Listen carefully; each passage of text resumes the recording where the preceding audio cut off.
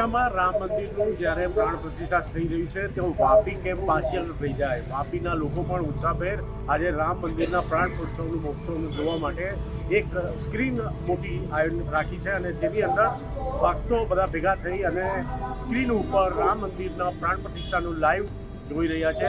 સાથે સાથે વાપી ખાતે આજે જે બધા ભેગા થયા છે તે લોકોની જોડે પણ ચર્ચા કરીશું.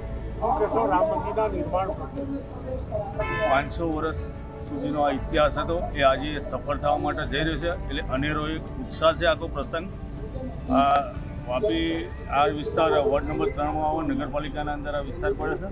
આ એરિયાના બધી જ પબ્લિકને છેલ્લા એક અઠવાડિયાથી આખો અનેરો પ્રસંગ હતો. દિવાળી કરતાં બી વધુ મહત્ત્વ આજે એ લોકો આપી રહ્યા છે અને ભલે લોકોની ધારણા એવી છે કે આ પ્રક્રિયા પૂરી થઈ જાય આજે તો આવતીકાલથી બધા કે પોતપોતાના અનુભવ થાય તો રૂબરૂ જઈને સ્પોટ ઉપર અયોધ્યામાં રામલલાના દર્શન કરવાના. વાપી ખાતેનો જે આ પ્રસંગ છે જેમાં તમે લોકો બધા ઉપસ્થિત થયા છો, શું કહેશો? પહેલાં તો બધા વાપીના મિત્રોને જય શ્રી રામ. આ એક રામ રાજ્યની શરૂઆત હોય એ રીતનો એક પ્રસંગ છે.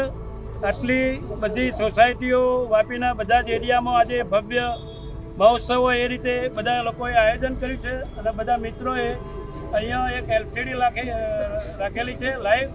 એમાં બધો જ પ્રોગ્રામ તમને લાઈવ જોવા મળશે અને રાત્રે અહીંયા દીવા રંગોળી અને બધું ભવ્ય આયોજન અને બધા મિત્રોને અહીંયા આમંત્રણ આપેલું છે. જય શ્રી રામ. આ રીતે વાપીમાં અલગ અલગ જગ્યા ઉપર રામ ઉત્સવનો એક અનોખો ઉત્સવ જોવા મળી રહ્યું છે. દિવાળી કરતાં પણ વધારે સારી રીતે અને એક ઉત્સાહભેરનું વાતાવરણ વાપી ખાતે તેમજ વલસાડ જિલ્લામાં ઠેર ઠેર જોવા મળી રહ્યું છે. કૌશિક જોશી, વાપી, ગુજરાત તટ.